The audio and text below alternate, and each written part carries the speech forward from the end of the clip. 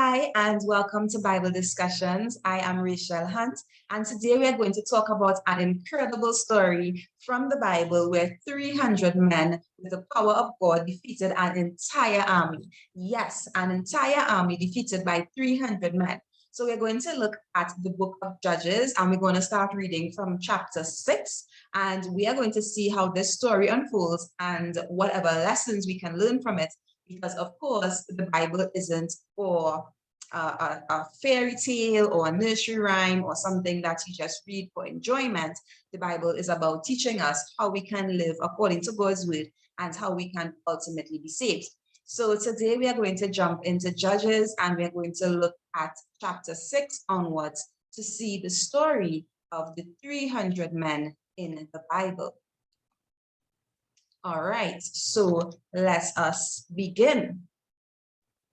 Now, I'm going to be reading from the New International Version so that everybody can understand the simplicity of the writing. And again, we are looking at the book of Judges and we are starting from chapter 6. We may go over to chapter 7 in this video. The Israelites did evil in the eyes of the Lord, and for 7 years he gave them into the hands of the Midianites. Because the power of Midian was so oppressive, the Israelites prepared shelters for themselves in mountain clefts, caves, and strongholds. Whenever the Israelites planted their crops, the Midianites, Amalekites, and other eastern peoples invaded the country. They camped on the land and ruined the crops all the way to Gaza and did not spare a living thing for Israel, neither sheep nor cattle nor donkeys. They came up with their livestock and their tents like swarms of locusts. It was impossible to count them or their camels. They invaded the land to ravage it. Midian so impoverished the Israelites that they cried out to the Lord for help. When the Israelites cried out to the Lord because of Midian, he sent them a prophet who said, "This is what the Lord, the God of Israel, says. I brought you up out of Egypt, out of the land of slavery. I rescued you from the hand of the Egyptians, and I delivered you from the hand of all your oppressors. I drove them out before you and gave you their land. I said to you, I am the Lord your God. Do not worship the gods of the Amorites, in whose land you live, but you have not listened to me." The angel of the Lord came and sat down under the oak in Ophrah that belonged to Joash the Abiezrite, where his son Gideon was threshing wheat in a winepress to keep it from the Midianites. When the angel of the Lord appeared to Gideon, and he said, "The Lord is with you, mighty warrior." "Pardon me, my Lord," Gideon replied, "but if the Lord is with us, why has all this happened to us? Where are all his wonders that our ancestors told us about when they said, 'Did not the Lord bring us up out of Egypt?' But now the Lord has abandoned us and given us into the hand of Midian." The Lord turned to him and said, Go in the strength you have and save Israel out of Midian's hand. Am I not sending you?" "Pardon me, my Lord," Gideon replied, "but how can I save Israel? My clan is the weakest in Manasseh, and I am the least in my family." The Lord said, "I will be with you, and you will strike down the Midianites, leaving none alive."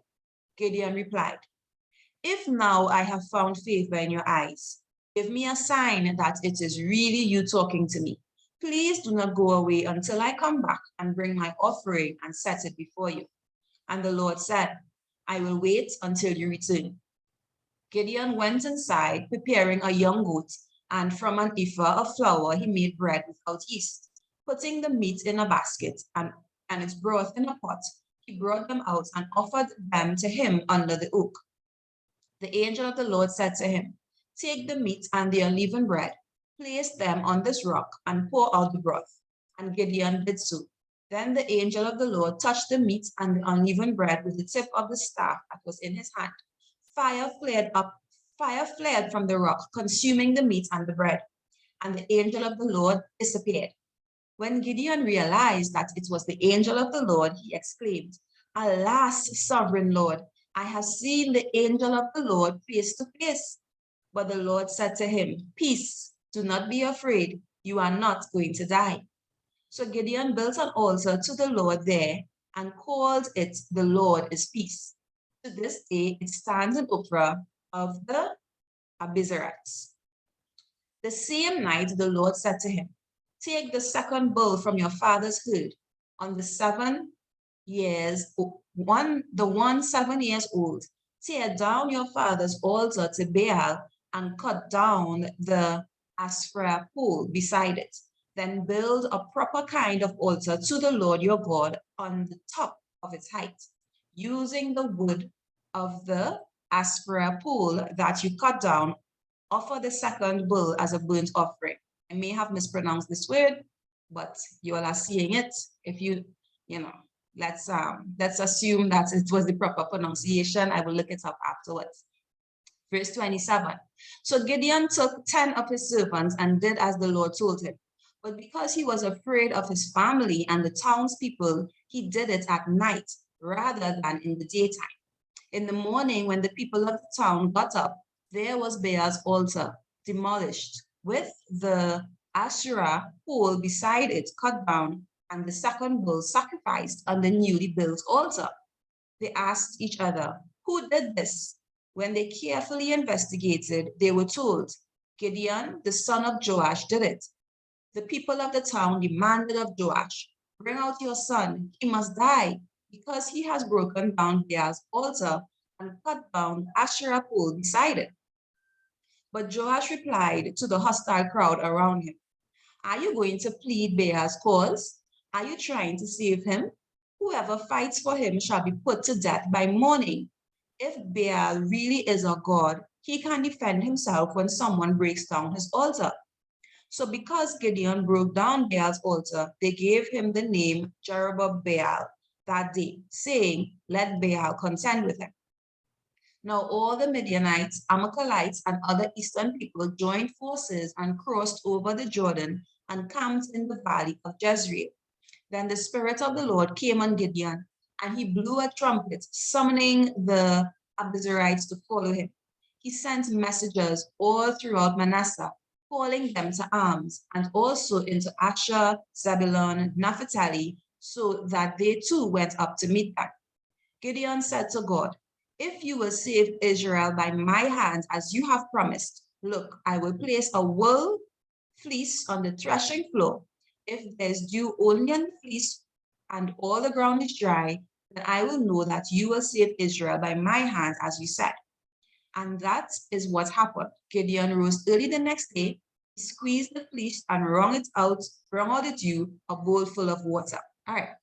So I'm going to pause here. Now, someone might be wondering, who are these people? Asher, Manasseh, Zebulun, Naphtali. Now, when you go back a bit in the Old Testament and you have the line of Abraham. Abraham had two sons. He had Ishmael and he had Isaac.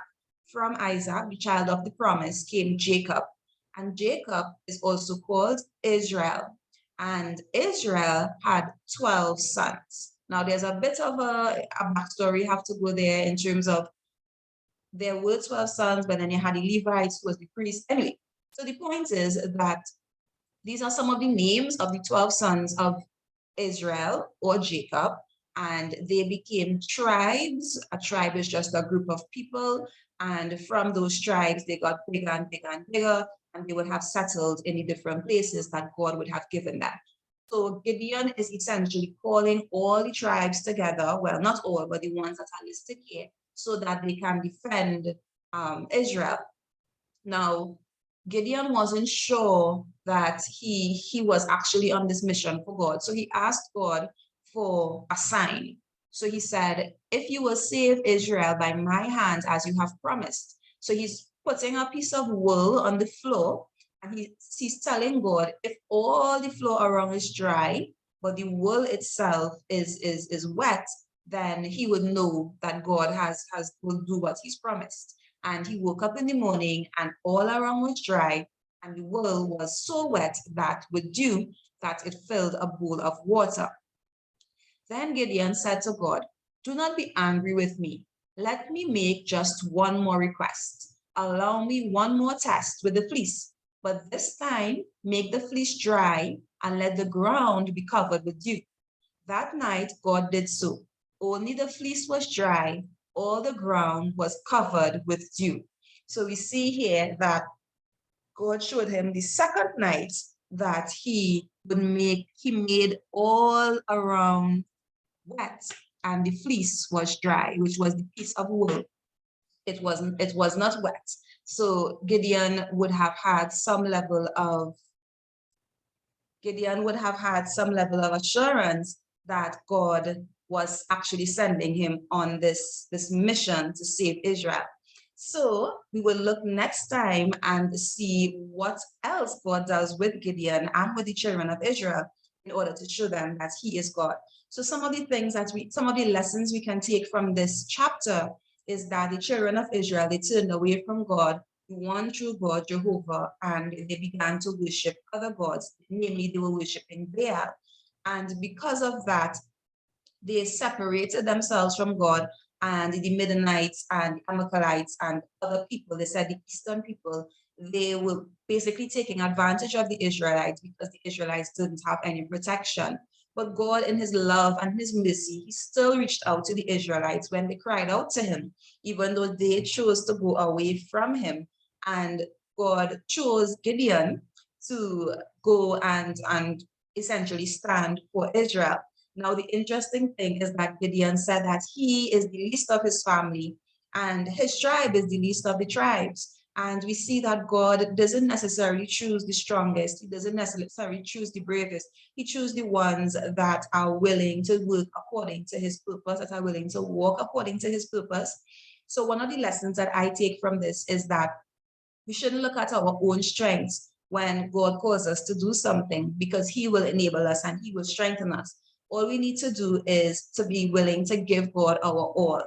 And he can do wonderful and incredible things once we give ourselves entirely to him. So next time we're going to see what else happens with Gideon. And I hope that you remain tuned in so that you too can understand more about the Bible. If you have any comments or any questions, feel free to leave them in the comments below. Tell me, what lessons did you get from chapter 6 of Judges with Gideon and what God had asked him to do? Do you think that Gideon was right in asking God for signs? He asked him, well, that was like 3 signs he asked for. Do you ask God for signs in your life? What do you think are some of the biblical principles that you can take and apply in your life today? So let's discuss the Bible together. I'll look out for your comments and we will connect again in the next video.